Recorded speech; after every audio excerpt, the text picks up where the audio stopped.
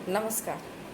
मैंने अपने गांव की रामलीला का वर्णन जो प्रस्तुत किया था, उसके पश्चात मैंने कहा था कि अगली बार अगला कोई ऐसा वर्णन, ऐसी कोई कहानी, ऐसा कोई जो है संस्मरण मैं फिर से प्रस्तुत करूँगी।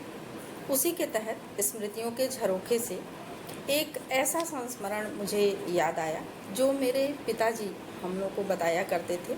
जब वो बहुत छोटे थे उस समय की रामलीला का वर्णन वो हमसे किया करते थे, बताते थे। बहुत सारी चीज़ें उसमें उन्होंने बताई थी, जिनमें से एक घटना जो है आज मैं आप लोगों के सामने प्रस्तुत कर रही हूँ।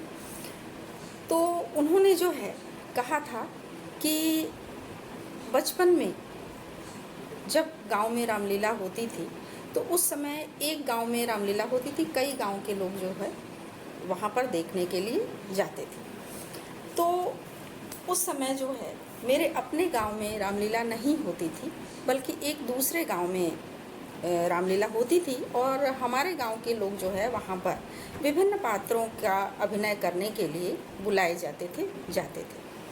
तो मेरे पिताजी ने बताया था कि इनके गांव के ही दो लोग ऐसे थे जो इनके बाबा लगते थे रिश्ते में, और वो दोनों भाई जो है राम और लक्ष्मण का रोल करने के लिए वहाँ पर जाते थे। ये दोनों बाबा लोग जो है उनमें से जो बड़े बाबा थे उनकी ससुराल भी उसी गांव में थी जहाँ पर इन लोगों को राम और लक्ष्मण बनने का आमंत्रण मिलता था, जहाँ पे ये जाके राम लक्ष्मण बनते थे। हमारे गांव का एक जो है बनिए का पुत्र था, वो भी उसकी ससुराल भी उसी गांव में थी और वह भी जो है इन लोगों के साथ किसी न किसी रोल को निभाने के लिए वहाँ पर बुलाया जाता था। और ये लोग तो राम लक्ष्मण बनते थे, लेकिन वो जो है वो 3-4 रोल निभाता था, क्योंकि हर रोल कुछ कुछ दिन का होता था। तो वो वस्त्र बदल बदल करके और कई रोल जो है वो निभा लेता था। तो इस तरह से रामलीला चलती रही 2-4 वर्ष तक ऐसा हुआ।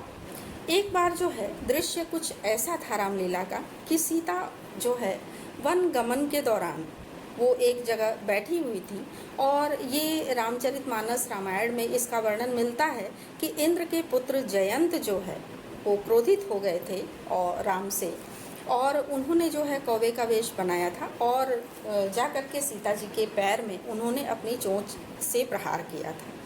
तो यही दृश्य जो है उस दिन रामलीला में दिखाया जाना था। अब राम और लक्ष्मण तो दोनों बाबा लोग बने थे, जो वणिक पुत्र थे वो कौवे का रोल कर रहे थे। अब वहाँ पर जो है राम लक्ष्मण बैठे हुए हैं और कौवा जो है आकर के सीता जी के पैर में अपनी चोंच से प्रहार करता है।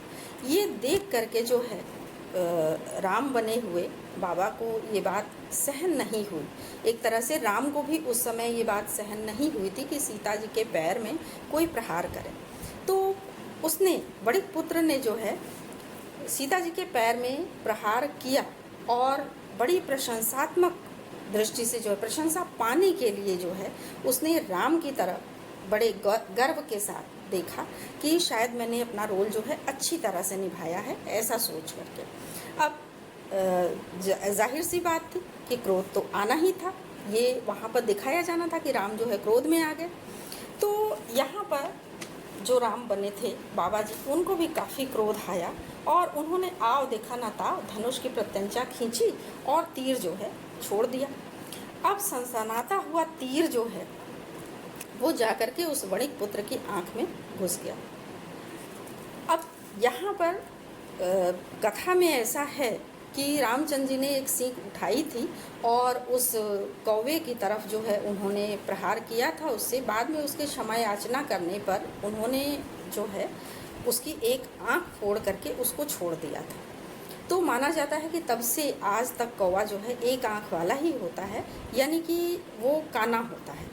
तो यहाँ पर जो है इन्होंने तीर छोड़ा और सनसनाता हुआ तीर जाकर के वणिक पुत्र की आंख में घुस गया। अब वो जोर से चीखा, सबने तालियां पीटी कि वाह क्या अभिनय किया है इसने, किसी को भी उसके कष्ट की अनुभूति नहीं हो पाई। अब राम को ये समझ में आया कि भाई मैंने तो गलती कर दी, अब अपनी गलती को सुधारा कैसे जाए, तो इन्होंने अपना तीर वापस ले लिया। अब गलती सुधारने के लिए जब इन्होंने उसकी आँख में फंसे हुए तीर को खींचा, तो उसके साथ साथ जो है, तीर के साथ साथ उसकी आँख भी जो है बाहर आ गई। अब काक महाराज ज़ोर ज़ोर से चीखने चिल्लाने लगे और अपने गांव की भाषा का प्रयोग जो है वो करने लगे। तब जो है माजरा सबकी समझ में आया कि शायद राम जी ने तीर के साथ इसकी आँख भी निकाल ली। अब दोनों के ससुराल के दोनों पक्ष के लोग जो है, दोनों तरफ के ससुराल के लोग जो है वहाँ पर बैठे हुए थे और बैठ कर के रामलीला का आनंद ले रहे थे। अब दोनों पक्ष के लोग जो है आपस में ही भिड़ गए।